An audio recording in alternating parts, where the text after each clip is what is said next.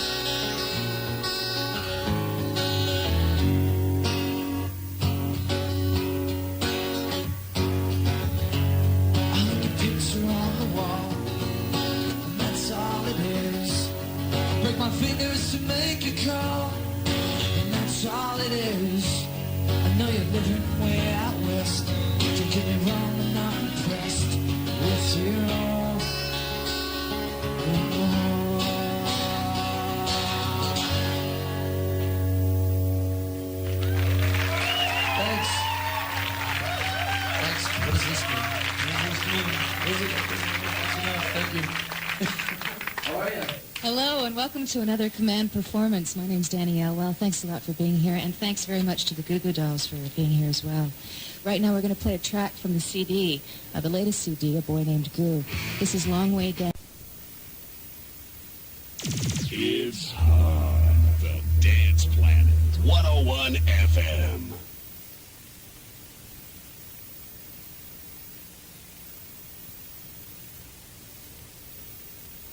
Performance exclusive. Goo Goo Dolls live from Manta Eastern Sound in Toronto. Now, please welcome your host, Danielle Well. Thanks very much for being here. Goo Goo Dolls. Let me introduce the band first. Johnny? Hi.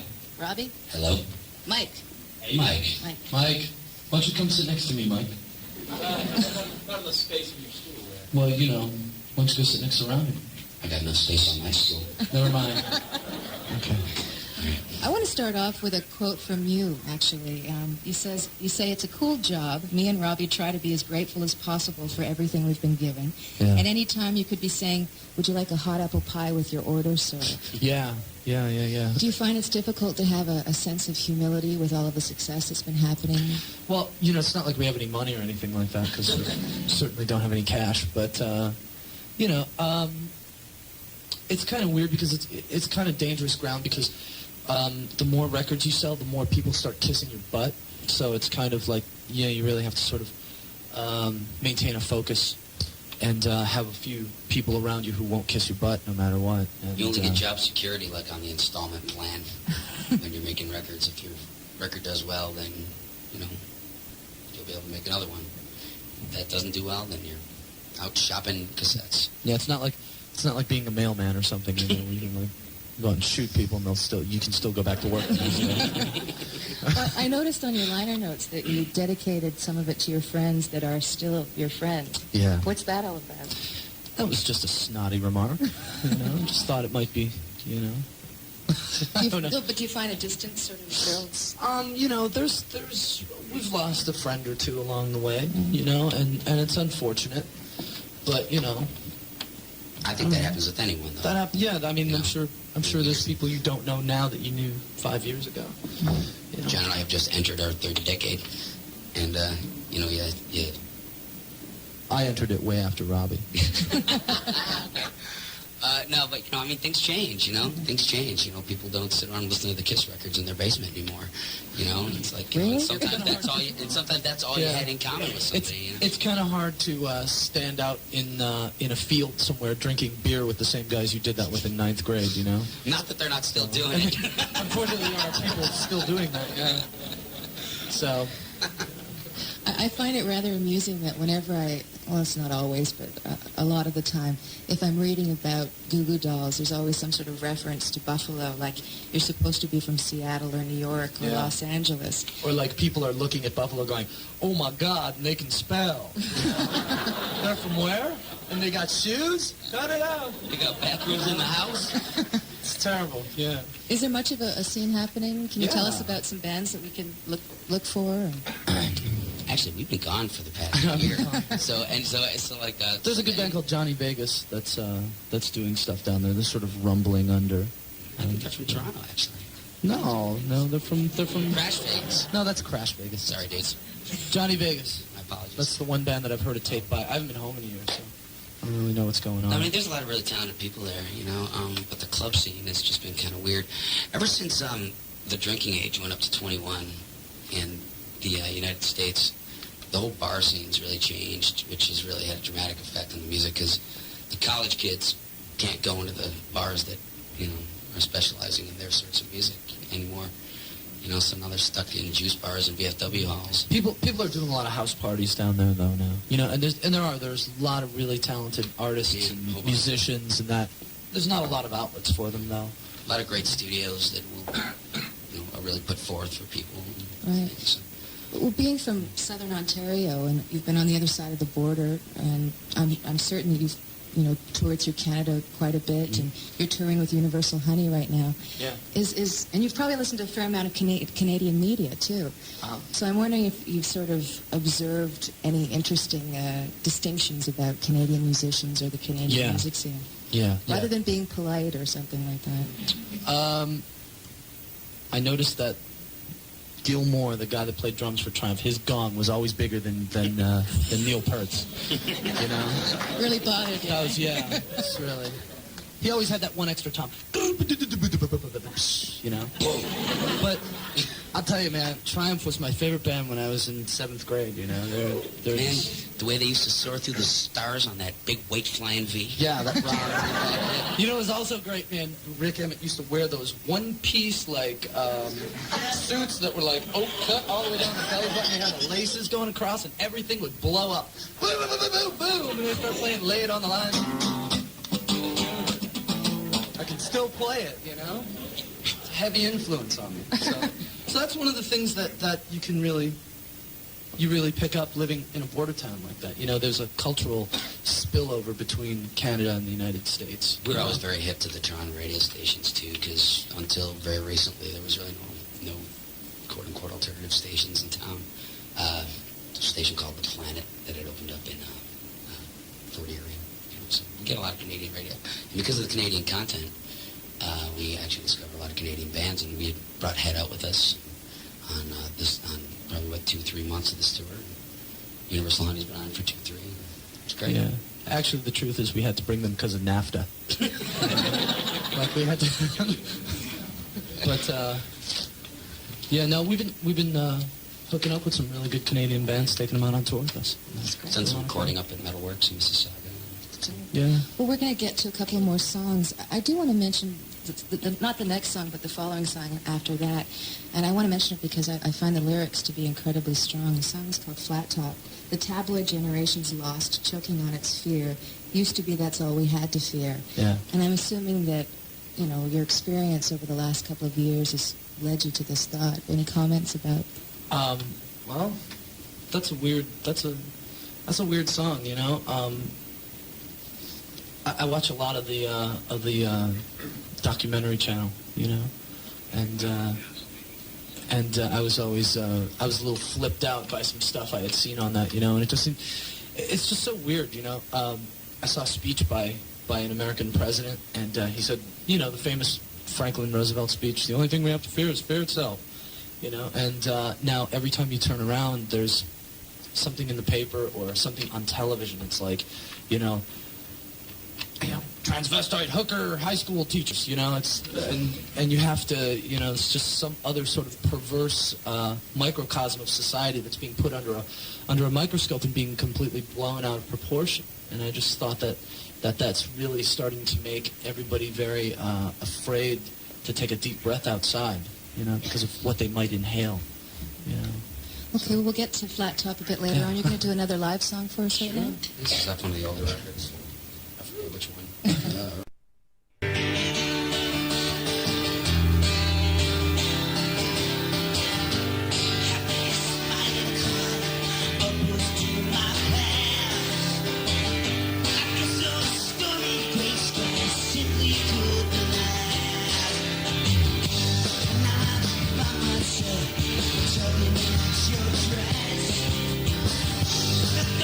Holding you down, I'm seeing you promise never go.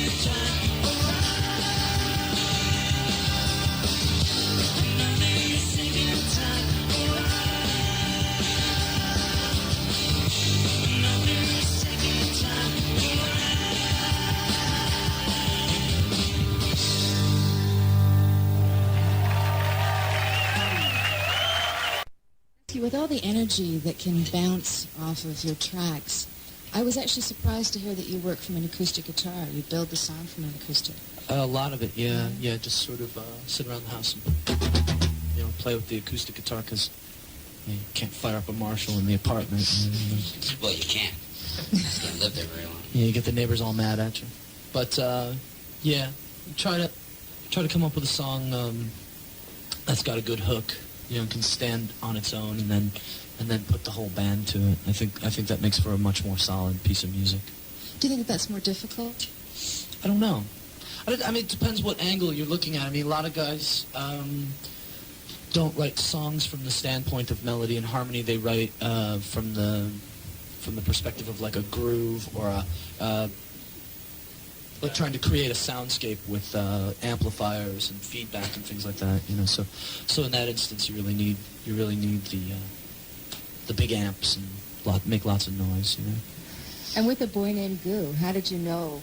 At what point did you realize that you had something that you liked with regards to a song? Wow. I said, I don't hate this. This doesn't suck.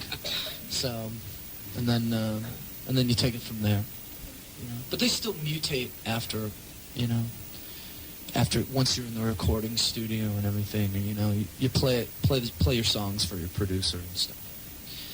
Sort of trim away at the arrangements and so forth. Kind of change a little bit. Considering the 9 years of experience as a band and 5 albums, do you think that you found your sound? Do you think that this album is who you are? We worked with a guy named Lou Giordano on this record, and I think that he did a really good job at listening to us. And he did a real good job at letting us in our own screwed up little way say things and try to decipher them, what more green is, make it sound more green, and he's kind of like this, and he really spent a lot more time working with us. So I think when we left the studio, I think we felt real confident. Lou was really instrumental in the underground music scene in Boston in the 80s, and he came up through that whole Fort Apache. I think he worked with the Lemonheads, and Juliana Hatfield before they were famous, and he worked with Husker Du. He was their live sound man for 5 years, and he did a bunch of stuff with a band called the Moving Targets, who were really my favorite Boston band ever. And he understood what we were about more than, and rather than try and bend us into something that he thought we should be, he really just sort of nurtured what we were to come out. That was cool. Very cool. I want to read you another quote. I'm a big quote happy tonight. What's with these quotes? It seems that a lot of radio isn't band-driven anymore. It's song-driven. I've never said that. Come on. Okay, I said it. So there's not a loyalty to bands anymore, which I actually agree with.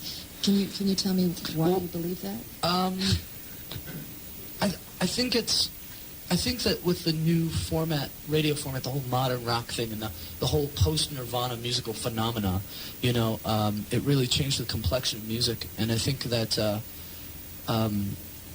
they're still testing the water and trying to see what's what. Because a lot of these guys who are programming bands like us, and bands like Nirvana or Bush X up here, or whatever, and Soundgarden and Soul Asylum and things like that, they were playing Molly Hatchet and Winger 2 years ago, so I don't think a lot of these guys understand the music, and they're still trying to figure out what it's all about. And so hopefully in the future, I think that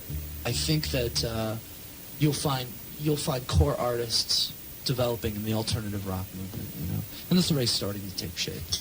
But it was just a comment as far as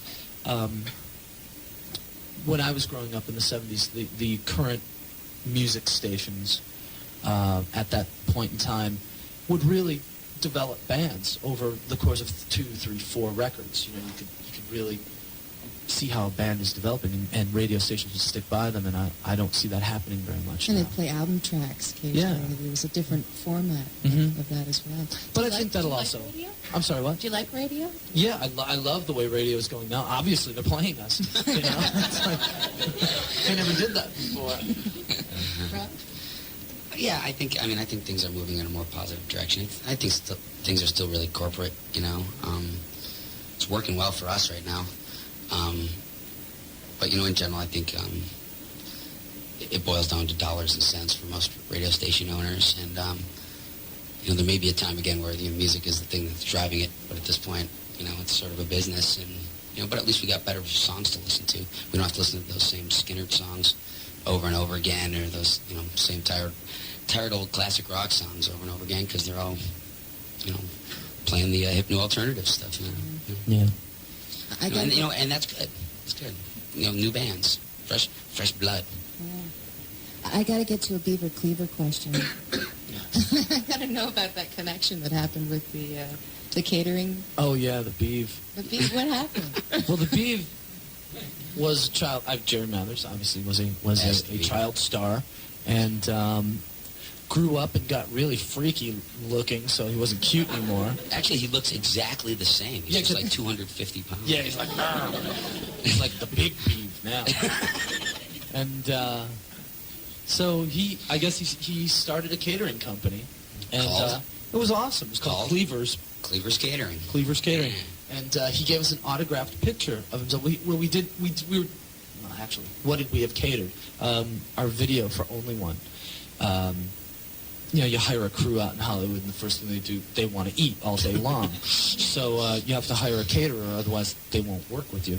So we hired the Beav to cater it. The best part was he had Eddie Haskell doing the dishes. So Eddie got his just desserts, so to speak. We're going to get to a couple more songs from A Boy Named Goo. Naked's coming up. You're going to play Name now. Yeah, we'll play Name for you. Thanks. Okay. Goo Goo Dolls on Command.